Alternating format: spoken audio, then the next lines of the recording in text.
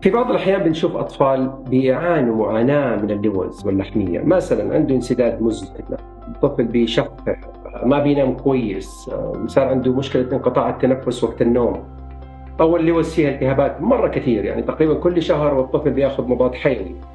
ولكن تيجي تتكلم مع الأهل رافضين العملية. ليش بعض الأهالي بترفض العملية؟ بسبب معتقدات خاطئة.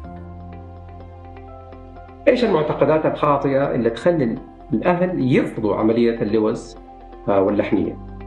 أهمها وأكثرها شيوعا، تيجي الأم تقول لك أنا ما أبغى طفلي يزيد الوزن بعد العملية. أنا قالوا لي إنه وزنه حيزيد مرة كثير وحيصير تخين. هذه معلومة خاطئة. العملية اللوز ما لها أي علاقة لا من قريب ولا من بعيد بتغير الوزن. طيب، بعض الأهل يرفضوا العملية بسبب إنه الطفل صغير جدا ما ينفع. كثير قالوا لهم لازم لما توصل 12 سنة ولا 15 سنة. عملية اللوز ما لها سن معين، تعمل في أي وقت عند اللزوم. وأنا ما بسوي دعاية للعملية. إذا الطفل يحتاج العملية فممكن تعمل في أي عمر، من عمر 2 إلين ما يكون رجال كبير. بعض الأهل عندهم اعتقاد خاطئ بأنه مناعة الطفل هتكون جدا سيئة إذا شلنا اللوز.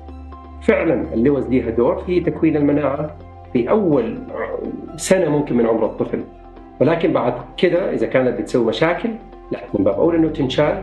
ما حتأثر المناعة. في أغلب الدراسات الجديدة أثبتت إنه المناعة ما بتتأثر بعملية إزالة أو استئصال اللوز واللحمية.